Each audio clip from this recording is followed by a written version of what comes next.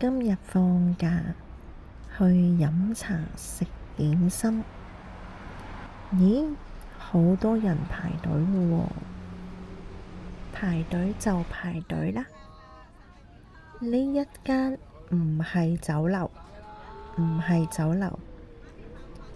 係一間比較老派嘅點心店。點心店，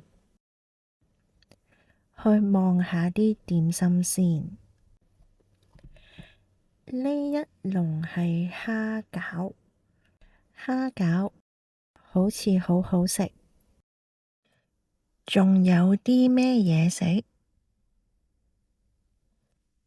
你想食啲咩嘢？有位啦，入去坐低先。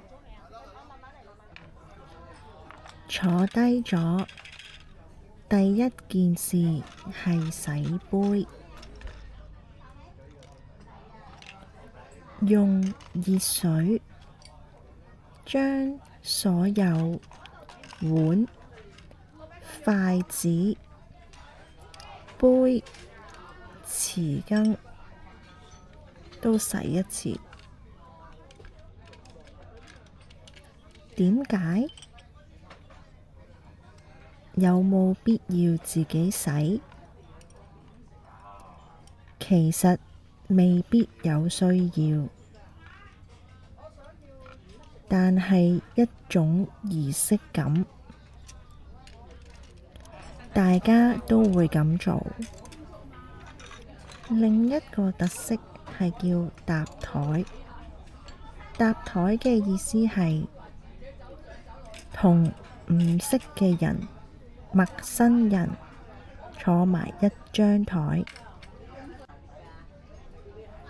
食點心通常會飲茶，好少會飲水。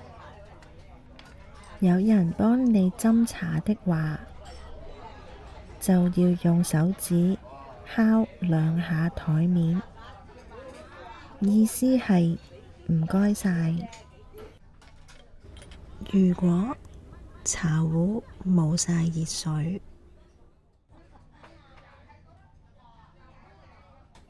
你可以咁樣拎起個蓋，咁樣擺喺上面，店員就會知道幫你加水。好啦，點樣嗌嘢食呢？呢一間係傳統點心店，仲係用緊手寫嘅點心紙，上面有寫大點、中點、小點、特點。你嗌啲咩嘢食，店員就會喺上面畫隻龜。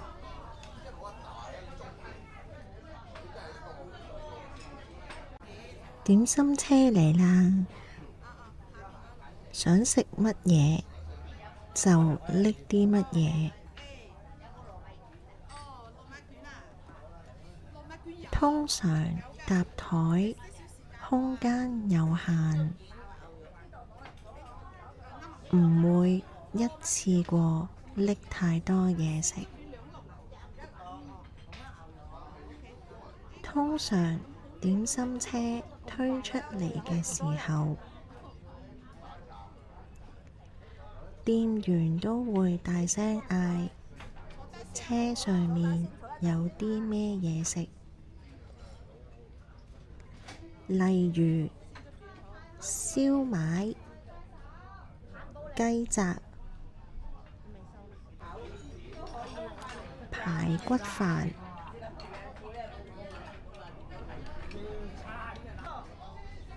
叉燒包。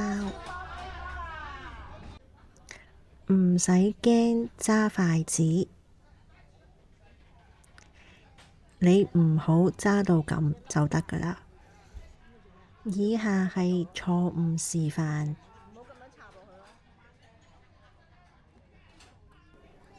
唔好用筷子插啲嘢食，唔好撩啲嘢食，唔好左揀右揀，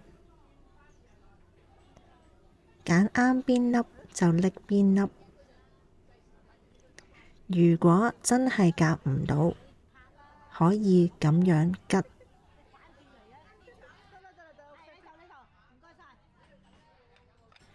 呢碟係腸粉。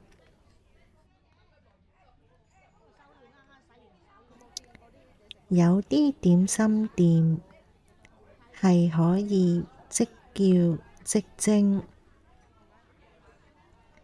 你落單，佢即刻喺廚房幫你整。聽講燒賣都喺呢間點心店自己整嘅。聽講啊，我唔肯定，因為而家好多點心店都係工場攞貨，未必係自己整嘅。你食飽未？